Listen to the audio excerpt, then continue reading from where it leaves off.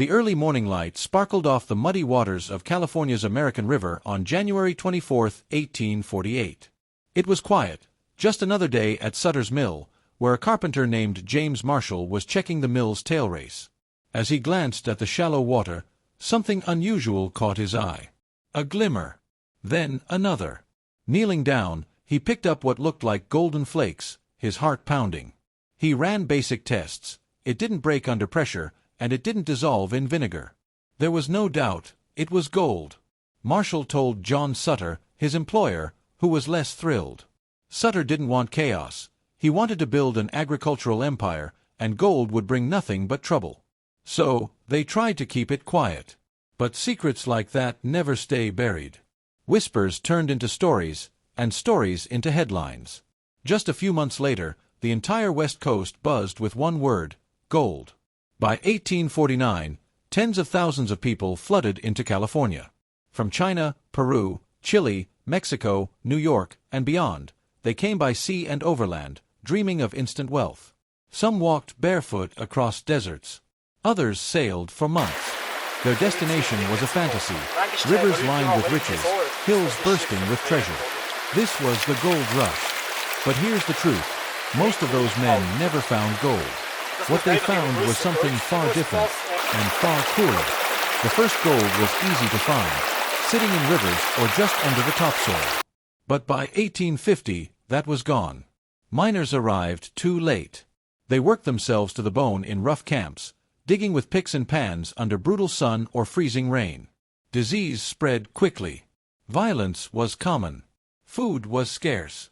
Tools were expensive. For every man who struck it lucky, hundreds more failed. Some died in the dirt. Others gave up and went home, or stayed, broken and penniless. But while the miners worked and hoped and suffered, someone else was getting rich. His name was Samuel Brannan. While thousands of men packed wagons, sharpened pickaxes, and raced toward the Sierra foothills to dig for gold, Samuel Brannan was already making his fortune, without touching a single ounce of earth. Brannan wasn't a miner. He was a printer, a merchant, and a preacher. When he heard whispers of the gold discovery in early 1848, he didn't react like everyone else. He didn't run to the rivers. Instead, he saw something bigger, not gold in the ground, but gold in the people chasing it. He acted fast.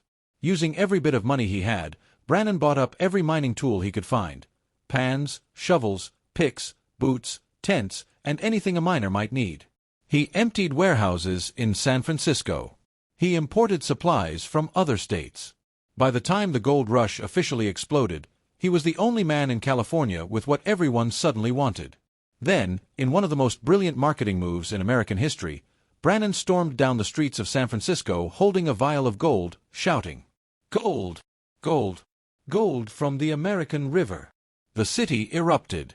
People quit their jobs, abandoned their homes, and emptied their savings to rush to the mines.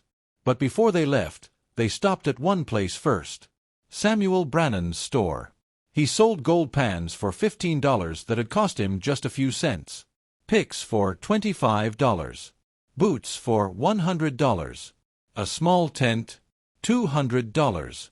He was printing money faster than the U.S. Mint.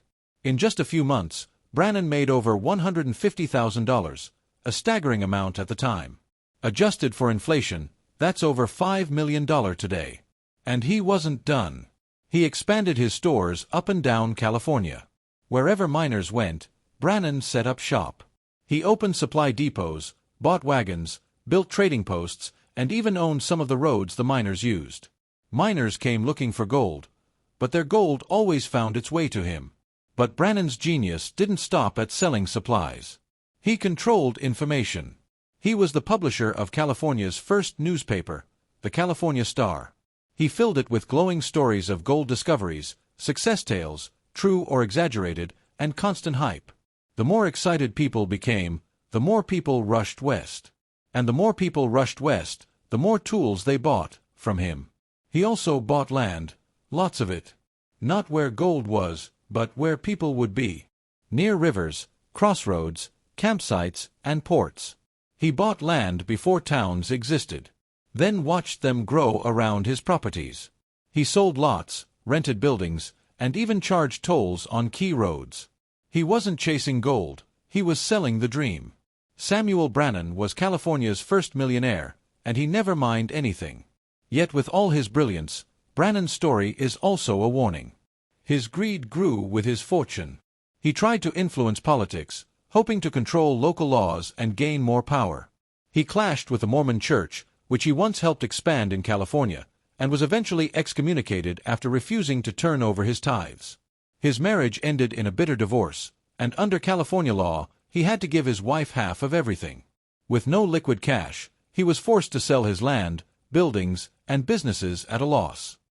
His fortune disappeared almost as quickly as it had come. By the time he died in 1889, Samuel Brannan was broke and forgotten. But the impact he made on California and American business never disappeared. He was the first to realize that during a gold rush, the smart man doesn't dig. He sells the shovels. And that lesson, it still applies today, in every boom, in every market, in every get-rich-quick wave that follows human hope. As miners flooded into the rugged hills of California, swinging pickaxes under a scorching sun, another class of people was quietly laying the groundwork for generational wealth. These weren't the ones knee-deep in rivers. They weren't gamblers or desperate fortune-seekers.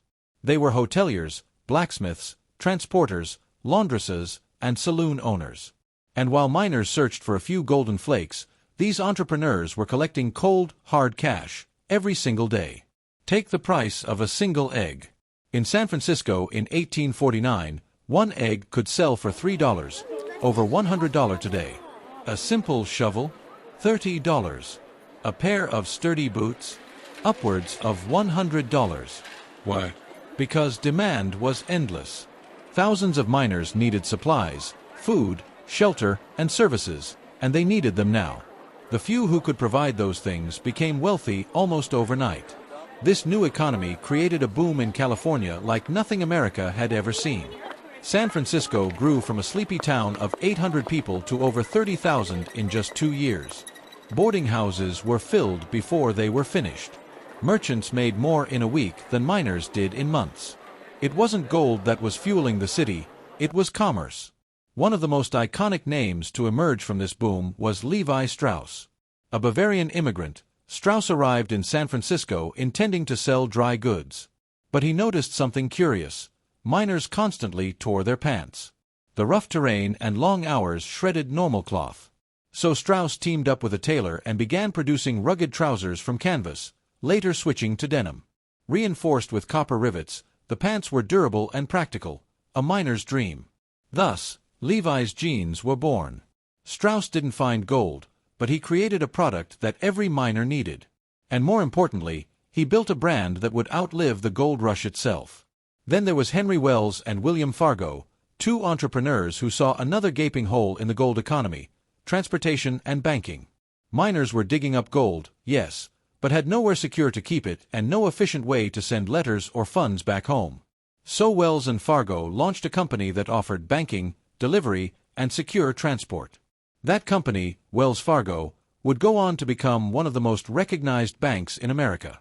Others profited in less glamorous but equally powerful ways. A Chinese immigrant might open a hand laundry and make more money in a year than most miners ever dreamed. Women, rare in mining towns, opened inns, ran restaurants, or even became business owners. Some sold homemade meals to miners for outrageous prices. In one famous case, a woman named Lucina Wilson opened a boarding house in Sacramento that made her a fortune, not through mining, but through feeding the miners who did. Even gamblers and brothel owners saw booming business. Mining camps were often lawless, lonely places. Men needed distraction, entertainment, and companionship, and they paid dearly for it. These were the real winners of the gold rush. They built infrastructure. They established companies. They turned raw, desperate need into income. While miners gambled on the riverbanks, these entrepreneurs made predictable profits, day after day, year after year. It wasn't about luck. It was about positioning. They weren't chasing gold in the ground. They were mining opportunity in human behavior. And here's the harsh truth. Many of them didn't even believe the miners would succeed. They bet, often correctly, that most gold seekers would fail. But fail or not, Every miner still had to eat, sleep, wear clothes, send letters, and buy tools. Whether they struck it rich or struck out, their money passed through the hands of these entrepreneurs first. In this way, the gold rush wasn't just a race to find treasure, it was a market, and like all markets, it rewarded those who controlled the flow of goods, services, and information. While the streets of San Francisco buzzed with trade and the merchants stacked their coins, the heart of the gold rush, the miners themselves, were facing a very different reality. For most gold seekers, life in the mines was hard, dirty, and dangerous. The moment they stepped off a ship or wagon into California's rugged interior, they faced a harsh and unfamiliar world. They built makeshift camps in muddy ravines, worked from dawn to dusk, and ate whatever they could hunt, buy, or carry. Fresh food was rare. Clean water, even rarer. And the promise of gold, the very reason they'd left everything behind, was slipping further away with every swing of the pickaxe. By the time many arrived in 1850 or later, the easy gold was already gone. The shallow riverbeds had been picked clean by the first wave of miners. What remained required more effort, more tools, and often teamwork to extract. But most miners were poor and alone, unable to afford the heavy equipment needed for deep digging or hydraulic mining. Even those lucky enough to find a nugget or two rarely kept their wealth. Tools broke. Food cost a fortune. Many were scammed by false claims, overpriced goods, or rigged gambling games. Violence was frequent. Arguments over land, tools, or gold dust could end in bloodshed. And with few laws, justice often came at the end of a rope or a bullet. Disease was everywhere. In the crowded camps, cholera, dysentery, scurvy, and even smallpox ran rampant. Medical help was either unavailable or useless. Simple infections could kill. A miner's life expectancy dropped the longer he stayed. Yet they kept digging. Because every day someone, somewhere, did strike gold. The rare stories of success spread like wildfire. One man would pull out $1,000 worth of gold dust in a single day. Another would discover a rich vein. These stories gave others hope, kept them swinging their tools in the mud, ignoring the truth. For every lucky miner, hundreds were going broke. To make things worse, many of these men had left families behind. Wives and children waited thousands of miles away, relying on letters and money that often never came. The emotional toll was as crushing as the physical one. Many miners felt shame and failure. Some refused to leave, convinced their luck would change. Others took jobs as cooks, guards, or porters just to survive. Not all miners were treated equally, either. Foreign miners, especially Chinese immigrants and Mexicans, faced discrimination, taxes, and even violence. Native Americans were pushed off their land, attacked, and killed as mining expanded into their territories. Entire villages were destroyed. The gold rush wasn't just a financial frenzy, it was a cultural and human disaster for many. And yet, the myth of the gold rush persisted. Newspapers kept printing success stories. Merchants kept making money. And the miners, they kept coming year after year, even when the rivers ran dry. Because gold wasn't just a metal. It was a dream. A dream that blinded men to the reality around them. A dream that emptied pockets, broke spirits, and reshaped lives. In the end, the miners were the fuel that powered the gold rush economy, but they rarely reaped the rewards. Their sweat, pain, and labor fed the fortunes of men like Samuel Brannan, Levi Strauss, and the bankers who never lifted a shovel. They came chasing freedom and fortune. But most left with nothing but calluses and regret. As the dust settled over California's gold fields and the fever faded, one truth became undeniable: most miners lost. But a select few, those who never swung a pickaxe, came out as the real winners. By the late 1850s, the easy gold was gone, and the era of independent prospectors came to an end. Mining became industrialized, requiring expensive machines and corporate funding. The romantic image of the lone miner with a pan gave way to blasting rigs, water cannons, and organized labor. What began as a wild, hopeful rush turned into a brutal business. But the money, that had already changed hands. Samuel Brannan had become California's first millionaire. Levi Strauss turned denim pants into a fashion empire. Wells Fargo became a cornerstone of the American financial system. All three built wealth that outlived the gold rush, and in some cases, still thrives today. Their success wasn't about luck. It was about understanding what people wanted, and then selling it to them. This is the real story of the gold rush. The gold wasn't in the rivers. The gold was in the pockets of the men chasing a dream. And the richest men were the ones who sold that dream. The gold rush set a blueprint that has echoed across history. In the oil booms, in the dot-com bubble, in the crypto craze, again and again, those who sold the tools, services, and hype were the ones who walked away wealthy. The lesson is timeless. In any rush, the smartest person isn't the one digging. It's the one selling the shovel. Samuel Brannan understood this before anyone else. He saw that people in crisis will spend everything chasing hope. He didn't need to believe in gold. He only needed others to. His legacy is not just about profit, it's about perception. He controlled the narrative, controlled the supplies, and created a fortune by selling belief. But Brannan's life also reminds us of a deeper truth. Even the cleverest plans can unravel. Despite his millions, his life ended in poverty, brought down by personal flaws, lawsuits, and a bitter divorce. Money, no matter how brilliantly earned, is never invincible. Still, his impact remains.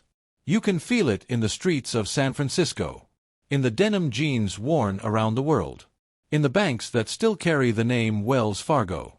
The gold rush may be history, but its legacy built modern California, a place still obsessed with reinvention, opportunity, and outsized dreams.